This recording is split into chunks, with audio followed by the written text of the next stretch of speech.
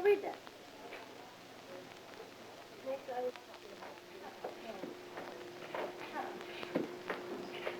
Dr. Forrest, dial 118. So, picture this. Dr. You've been Forrest, sent to the doctor's please office because dial your husband 118. thinks you're crazy. You have delusions of apocalypse, morbid fears of dying, and moments of respiratory difficulty where you're desperate for air as some Houdini poser who forgot how to unlock the handcuffs. It's the 5th century AD, and Hippocrates is still running his mouth. He's got you spread eagle on the table, and you watch him concoct some strange pessary of cyclamen, onion, garlic, cloves, muskroot, oil of lilies, and some other sweet powders. To make you feel better, he explains that when the womb suffers from sexual deprivation, it dries up, loses weight, and goes around the body seeking moisture. Luberter! It's dry as hell down here. So he enlists the help of some midwife who proceeds to rub and knead around and inside your... well, you get the picture. So you reach the hysterical paroxysm, the corrupt humors and sluggish, turbid fluid is evacuated, and miraculously you're cured. Until, of course, next month, when you've grown even more, well, hysterical.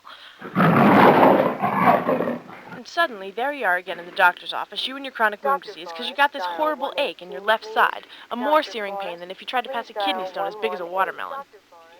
On top of that, you developed an uncanny forgetfulness. You leave your head lying around for days, but you can't remember where you put it. It's the 2nd century AD, and Horatius and Galen have joined forces to put an end to this horrible hysteria of yours. But instead of the usual pessary concoction, they try what's called the fumigate and evacuate. You know, like when the exterminator blasts smoke into your kitchen walls to flush out the little rodents. But the two doctors explain, quoting the extremely reliable source Plato, that the womb delights in fragrant smells and advances toward them, and it has an aversion to fetid smells and flees from them. On the whole, they say, the womb is like an animal within an animal.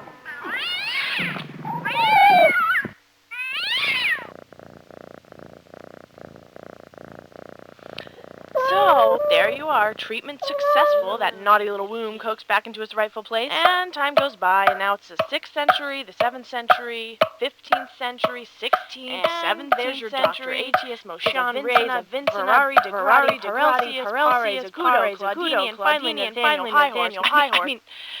Highmore. Nathaniel Highmore. You've been receiving the same basic treatments a couple times a month for, well, 22 centuries, but apparently you're still weeping, laughing, fainting instead of baking, delusional, confusable, depressed, distressed, you've got insomnia and lethargy, you're frail, you're pale, you're horny, you're frigid, you're still undersexed, and you're still a nymphomaniac. It's enough to drive anyone crazy. Even more of an irritation is that it usually takes 45 minutes to, well, complete the procedure. Well, thank God for the fruits of the Industrial Revolution for allowing doctors to mechanize their labor and maximize their human capital.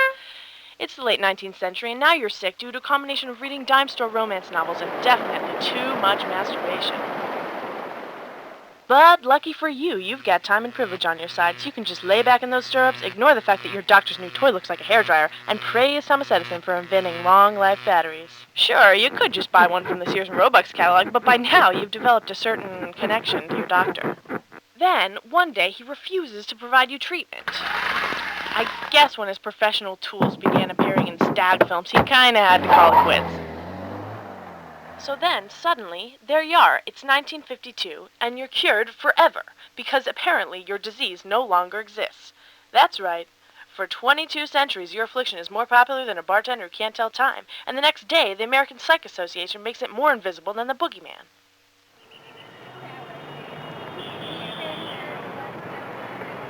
And finally, here we are in the 21st century, and all you can think is, wow.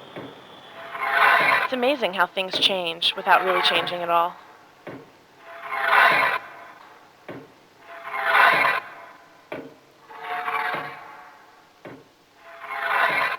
But who knows? Maybe I'm just being hysterical.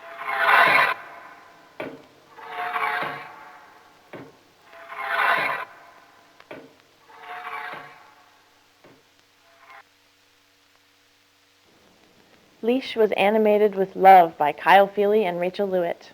Sound mixed carefully by Scott Puccio. Tech support and damage control issued by Jennifer Semler and Jeff Bianchine. The negative cut done by Northeast Negative Matchers. And final print done by Color Lab. Leash owes its little life to the inspiration donated generously by David Gatton, the reality checks and tough love provided by Pierre Desir, and the ingenuity, patience, and carpentry skills bestowed unconditionally by Tommy Inman. Leash was completed in 2001 thanks to the Ithaca College Pendleton finishing grant.